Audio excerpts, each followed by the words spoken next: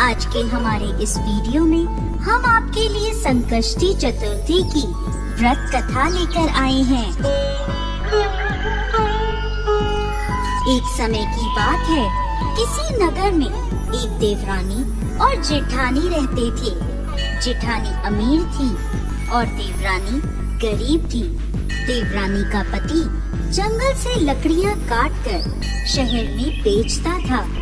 अक्सर वो बीमार रहा करता था।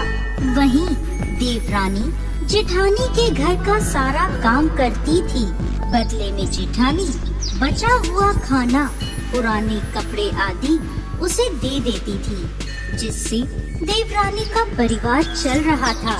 माघ के महीने में देवरानी ने तिल चौथ का व्रत किया। 5 रुपए के तिल व गुड़ लाकर तिलकूटा बनाया।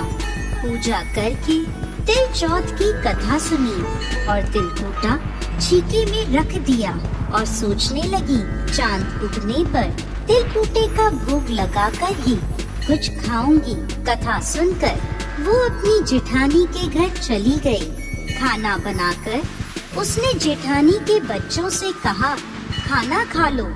तो बच्चे बोले, जब माँ खाएगी हम भी तभी खाएंगे। फिर उसने अपने जेठ से खाना खाने को कहा तो वह भी बोले, मैं अकेला नहीं खाऊंगा, सबके साथ ही खाऊंगा। जेठानी ने देवरानी से कहा, आज तो घर में अभी तक किसी ने खाना नहीं खाया, मैं तुम्हें पहले खाना कैसे दे दूं? तुम कल सुबह जल्दी ही बचा हुआ खाना ले जाना। देवरानी के घर पति और बच्चे सभी आस लगाए बैठे थे कि आज तो त्योहार है, माँ आएगी तो पकवान आदि खाने को मिलेंगे। परंतु जब बच्चों को पता चला कि आज तो सूखी रोटी भी नहीं मिलेगी, तो बच्चे रोने लगे। उसके पति को बहुत गुस्सा आया। कहने लगा, सारा दिन काम करके 2 रोटी भी नहीं ला सकती तो काम करने का क्या फायदा? ऐसा कहकर गुस्से में उसने अपनी पत्नी को कपड़ा धोने के डंडे से मारा। डंडा टूट गया तो उसने उसे पट्टे से मारा।